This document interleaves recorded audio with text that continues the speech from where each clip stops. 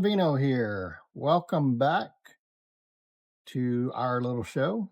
Uh, Today we're going to talk about Osaka. Osaka will shock you. So, Gosh.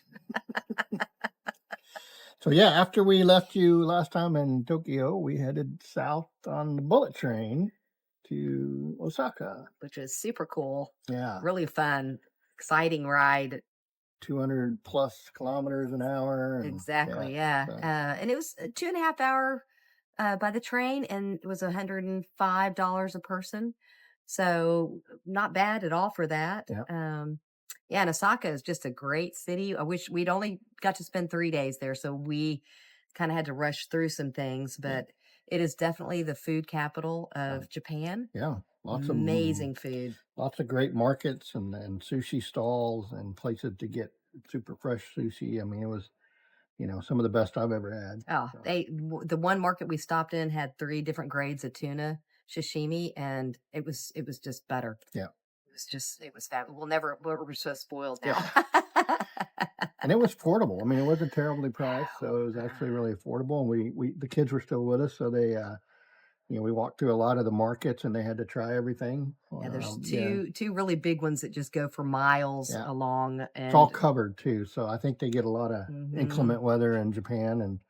But I mean, it's nice to having these long shopping streets and restaurant oh, streets that have, for shopping, and then uh, just they sampled every single food that we passed by, I yeah, think, so that was fun. that was really fun. Yeah. And then they've got the Dotonbori River, which is really nice.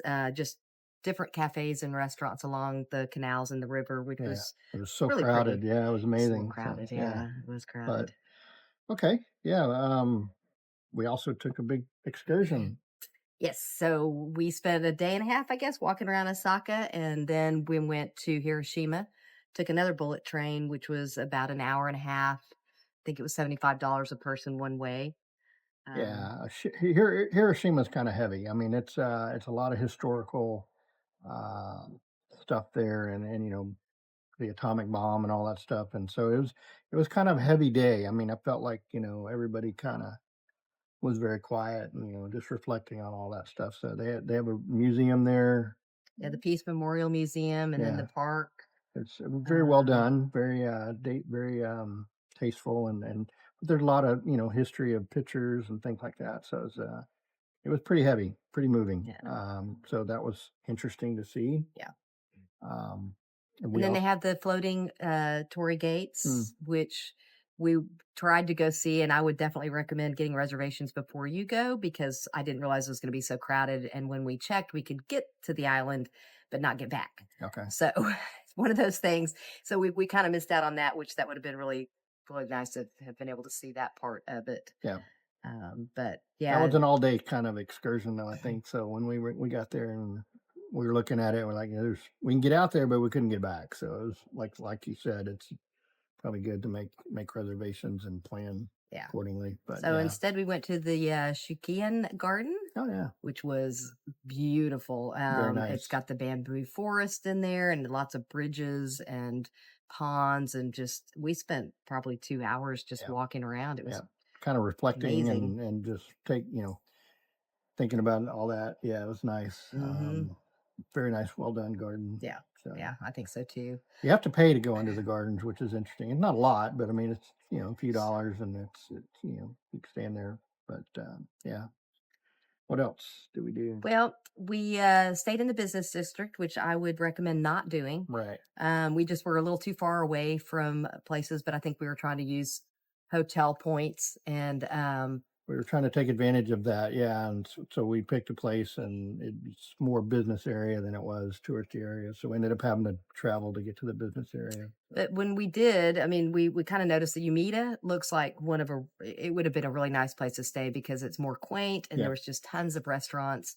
We actually went back there and did one of the, cook your own meat and food, and that was super fun with the kids. yeah, So yeah, that was great. And then the one really great bar that we had in the area that we were staying in yeah. was, I mean, I think we went twice. Very quaint little typical Japanese place. You would never know it was there. Somehow we stumbled on it, and the little guy back there served up some great food, and It was the best chicken. yeah, but you're sitting on the floor. It's one of definitely the Japanese style, but probably 12 people can fit in this little bar. Yeah. But the guy was just so nice and just that was fun. That was we That had was to a go lot of back fun. twice. Yeah.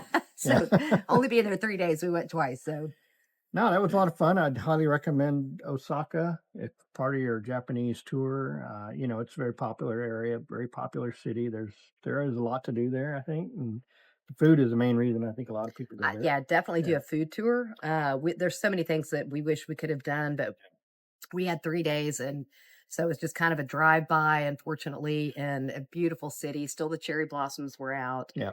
Um, got to What see a lot of things. we had some mixed weather, but I mean that's something you got to plan for when you're going to Japan is a little bit of mixed weather. So we had some good days and some weird days, but rainy days and stuff like that, and windy days. So just got to be part of the plan. So anyway, that's Osaka. And I was going to say it's kind of a quick little video, but yeah, would just be in 3 days. So we are headed off to Kyoto, and we will send you another video on that. So Cheers. cheers.